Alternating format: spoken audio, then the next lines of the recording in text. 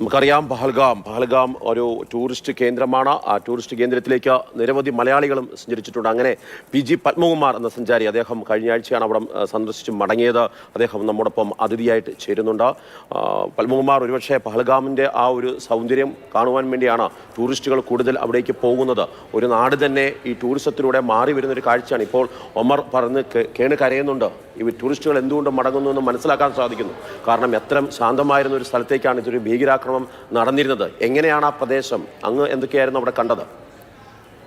Actually ശ്രീനഗറിൻ്റെ ഒരു പ്രാന്തപ്രദേശമാണ് ഈ പഹൽഗാം. അവിടുന്ന് ഈ ബൈസൺ വാലി എന്ന് പറയുന്നത് ഒരു കുതിരപ്പുറത്തും നമുക്ക് ഐസ് സ്കേറ്റിംഗും ഒക്കെ ആയിട്ട് ചെയ്യാൻ പറ്റുന്ന ഒരു സ്ഥലമാണ്. അവിടെ ഒരുപാട് ആൾക്കാർ വരുന്നുണ്ട്. പിന്നെ പ്രത്യേകിച്ച് പറയാനുള്ളത്, ഇപ്പോൾ അവിടെ സീസൺ തുടങ്ങുന്നേ ഉള്ളൂ. ഈ സീസൺ തുടങ്ങുമ്പോൾ തന്നെ ജനങ്ങൾ, ടൂറിസ്റ്റുകളെ കൊണ്ട് അവിടെ നിറഞ്ഞിരിക്കുകയാണ്. ശ്രീനഗർ ആക്ച്വലി രാവിലെ ഞാൻ 6 മണിക്ക് റൈഡ് സ്റ്റാർട്ട് ചെയ്യും. ഈ 6 മണിക്ക് റൈഡ് സ്റ്റാർട്ട് ചെയ്യുമ്പോൾ ഇപ്പോൾ അങ്ങ് സഞ്ചരിച്ചപ്പോൾ കണ്ടിരുന്ന ദൃശ്യങ്ങളാണോ ഇപ്പോൾ നമ്മൾ കാണുന്നത്? അതെ അതെ അതെ ദൃശ്യങ്ങളാണോ? അതെ അതെ അതെ അതെ അതെ അതെ അതെ അതെ. അപ്പോൾ അങ്ങനെ റൈഡ് സ്റ്റാർട്ട് ചെയ്യുമ്പോൾ ആ സമയത്ത് തന്നെ ശരിക്കും ഈ ടൂർ ഓപ്പറേറ്റേഴ്സ് എല്ലാ ഹോട്ടലിലും പോയിട്ട് അവരുടെ ടൂറിസ്റ്റുകളെ അവരെ കളക്ട് ചെയ്ത് വണ്ടികൾ കൊണ്ടുപോയി അങ്ങനെ ഒരു 7 മണിയാകുമ്പോഴത്തേക്ക് ദാൽ തടാകത്തിൻ്റെ ചുറ്റും ബ്ലോക്കാണ്. അത്രയും മാത്രം ടൂറിസ്റ്റുകൾ അവിടെ വരുന്നുണ്ട്. അവരിങ്ങനെ സ്പ്രെഡ് ചെയ്ത് ഓരോ സ്ഥലത്തേക്കും പോകുന്നുണ്ട്. അതിൽ ഒന്നാണ് പഹൽഗാമിൻ്റെ പിന്നെ ഒരു പ്രത്യേകത എന്ന് പറയുന്നത് അതിൻ്റെ ഒരു മുകൾ ഭാഗം, ആ മലയ്ക്ക് മുകളിൽ കുറച്ച് വനം ഉണ്ടോ എന്നുള്ളതാണ്. അപ്പോൾ അവിടെ ഇവർക്ക് ഒളിച്ചിരിക്കാനുള്ള സൗകര്യമുണ്ട്. അതുകൊണ്ടാണ് അവർ വന്ന് അറ്റാക്ക് ചെയ്തിട്ട് അവർ പെട്ടെന്ന് തിരികെ പോകാനുമൊക്കെ സാധിക്കുന്നത്. അതേസമയം ഇപ്പോൾ സോൻമാർഗിലാണെങ്കിലും അല്ലെങ്കിൽ ശ്രീനഗറിലൊക്കെ ടൈറ്റ് സെക്യൂരിറ്റിയാണ്. അപ്പോൾ സോൻമാർഗിലാണെങ്കിലും പെട്ടെന്ന് ഇങ്ങനെ ഒരു സംഭവം നടക്കില്ല. അത് കുറച്ചുകൂടെ ഓപ്പൺ ഏരിയയാണ്. ഇത് വന്നിട്ട് പക്ഷേ എൻ്റെ അറിവിൽ ഞാൻ ശ്രീനഗറിൽ അല്ലെങ്കിൽ കാശ്മീരിൻ്റെ മുക്കും മൂലയും, പ്രത്യേകിച്ച് എനിക്ക് ഞാൻ ബൈക്ക് റൈഡായിരുന്നതുകൊണ്ട് മുക്കും മൂലയും പോയതാണ്. അവിടെയൊന്നും ചിലപ്പോൾ ഈ രാത്രിയിലൊക്കെ വരാൻ നമുക്ക് ഇങ്ങനെ ഒരു പ്രശ്നം, ഒരു ബാക്ക്ഗ്രൗണ്ട് ഉള്ളത് കൊണ്ട് നമുക്കൊരു ഭീതി തോന്നുമെങ്കിലും എനിക്കൊന്നും സംഭവിച്ചില്ല. ഞാൻ ഈ ഇപ്പോൾ കുപ്വാര, പുൽവാമ ഇങ്ങനെയുള്ള സ്ഥലങ്ങളിലെല്ലാം പോയതാണ്. പിന്നെ ഞാൻ കഴിഞ്ഞ പ്രാവശ്യം, ഇത് 2ാമത്തെ പ്രാവശ്യമാണ്, കഴിഞ്ഞ പ്രാവശ്യം എനിക്ക് റൈഡ് ചെയ്ത് പോകാൻ പറ്റൂ എന്നുള്ളത് നോക്കാൻ വേണ്ടിയിട്ട് പോയിരുന്നു. ആ കഴിഞ്ഞ പ്രാവശ്യം ഞാൻ കണ്ട ഒരു പ്രത്യേകത എന്ന് പറയുന്നത് എല്ലായിടത്തും ടൈറ്റ് സെക്യൂരിറ്റിയാണ്. ഒരു 100 മീറ്റർ, 50 മീറ്റർ, 100 മീറ്റർ സൈനിക പോസ്റ്റുകളുണ്ട്. അത് കഴിഞ്ഞിട്ട് അവരുടെ വണ്ടികൾ ഇടയ്ക്കിടയ്ക്ക് ഇങ്ങനെ ഗൺ പോയിന്റിൽ ആൾക്കാരെ നിർത്തിക്കൊണ്ട് പോകുന്നുണ്ട്. മീൻസ് ഞാൻ ഉദ്ദേശിച്ചത് അവർ ട്രിഗറിൽ കൈവച്ചുകൊണ്ട് ഇങ്ങനെ വണ്ടികളിൽ പോകുന്നുണ്ട്. അപ്പോൾ അവർ പ്രിപ്പയർഡായിട്ട് പോകുന്നത്, ആൾക്കാരുടെ മുഖത്തൊരു ഭീതിയുടെ ഒരു സംഭവം എല്ലാവരുടെയും മുഖത്ത്, അത് കഴിഞ്ഞ പ്രാവശ്യം ഞാൻ പോയപ്പോഴത്തേക്ക് അവിടെ ഉണ്ടായിരുന്നു. പക്ഷേ ഇപ്രാവശ്യം പോയപ്പോഴത്തേക്കുള്ളൊരു വ്യത്യാസം എന്ന് പറയുന്നത് ആൾക്കാരുടെ മുഖത്തുനിന്ന് ആ ഭീതി ഒഴിഞ്ഞു പോയിരിക്കുന്നു. അതുമാത്രമല്ല, ഈ ടൈറ്റ് സെക്യൂരിറ്റി എന്ന് പറയുന്ന സാധനം അവർ അത്രയും ഇല്ല.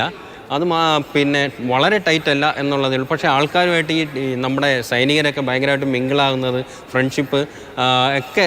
ഞാൻ ഈവൻ ലഡാക്ക് ഗേറ്റിൽ പോയപ്പോൾ അവിടുത്തെ കുട്ടികളുമായിട്ട് ക്രിക്കറ്റ് കളിക്കുന്ന സൈനികരെ വരെ ഞാൻ കണ്ടായിരുന്നു. അതുപോലെ തന്നെ ഇപ്രാവശ്യം എൻ്റെ ഒരു കാൽക്കുലേഷനിൽ എന്താണ് ഇവിടെ ഇത്രയും നേരത്തെ അറ്റാക്ക് ചെയ്തത് എന്നുള്ളത് എൻ്റെ ഒരു കാൽക്കുലേഷനിൽ ഞാൻ പറയാം. അവിടെ ടൂറിസ്റ്റ് സീസൺ തുടങ്ങുന്നതേ ഉള്ളൂ. ഭയങ്കരമായ എക്കണോമിക് ബൂം ഉണ്ടാവാൻ പോവുകയാണ് ശ്രീനഗറിൽ അല്ലെങ്കിൽ കാശ്മീരിൽ.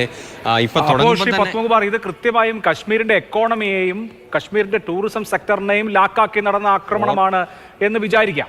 ഉറപ്പായിട്ടും ഒരു സംശയമില്ല. ഇതിൻ്റെ വേറൊരു ആസ്പെക്റ്റിൽ കൂടെ ഞാൻ പറഞ്ഞുതരാം. ഇപ്പം തന്നെ ടൂറിസം സീസൺ തുടങ്ങുന്നതിന് മുമ്പായിട്ട് എത്രയും വലിയ ടൂറിസ്റ്റുകൾ വന്നു തുടങ്ങി. ഭയങ്കര ബ്ലോക്കായി, എല്ലാ സ്ഥലത്തും തിരക്കാണ്. ഹോട്ടലുകളെല്ലാം ഫില്ലാണ്, റെസ്റ്റോറൻറ്റുകൾ, വണ്ടികളില്ല, അത്രയും മാത്രം തിരക്കായി. അവിടെ ആൾക്കാർക്കെല്ലാം ഭയങ്കരമായിട്ട് കാശ് വരുന്നുണ്ട്. അപ്പോൾ ശരിക്കും നമ്മൾ തന്നെ ആലോചിച്ച് നോക്കിയാൽ, നമുക്ക് അത്യാവശ്യം കാശൊക്കെ ഉണ്ട്, നമുക്ക് ജീവിക്കാൻ ഫെസിലിറ്റി ഉണ്ടെങ്കിൽ നമ്മൾ ഇമാതിരി തീവ്രവാദം അല്ലെങ്കിൽ വൃത്തികെട്ട സെറ്റപ്പിന് പോകില്ലല്ലോ.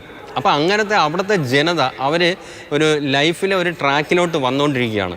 യുവാക്കൾക്കെല്ലാം ഇപ്പോൾ ഒരു 10-15 വർഷം മുമ്പ് നടന്ന ഒരു സാധനം ഹിസ്റ്ററി മാത്രമാണ്.